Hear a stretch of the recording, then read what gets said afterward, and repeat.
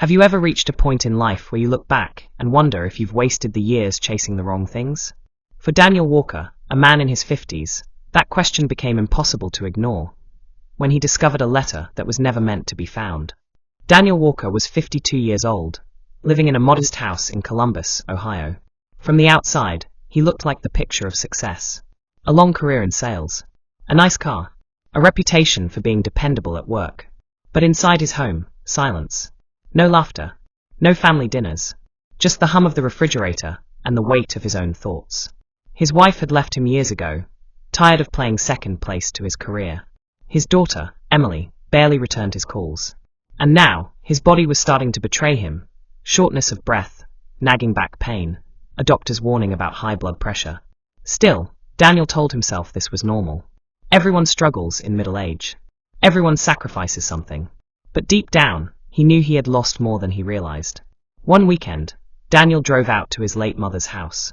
She had passed away months before, and it was finally time to clear the attic.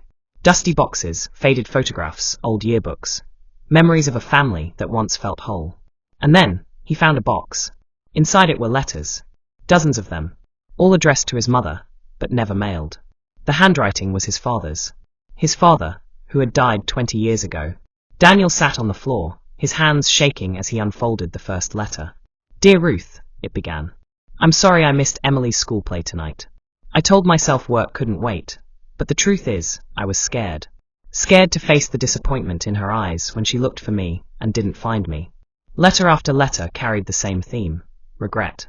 Missed birthdays. Missed anniversaries. Missed chances to be present. By the time Daniel reached the 10th letter, tears blurred his vision. He realized something terrifying. He was living his father's unfinished story. The same mistakes. The same excuses. The same broken family. That night, Daniel couldn't sleep. He thought about Emily. The last time they spoke, it ended in an argument. She had told him, "Dad, you were never there for me. Why should I let you back in now?" Now she was engaged, getting married, and Daniel wasn't invited. The letters haunted him. His father had wanted to change, but never did. Daniel still had time, but barely. Weeks later, Daniel learned the date of Emily's wedding. Against every instinct, he decided to go. Not to beg, not to fight, but to try something different. On the day of the wedding, he dressed in a simple suit and drove to the venue.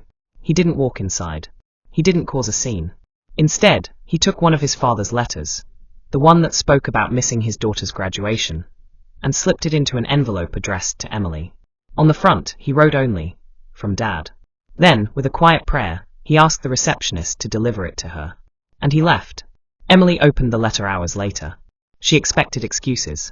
She expected guilt. But what she found were words from a grandfather she never really knew. Words of honesty, regret, and love.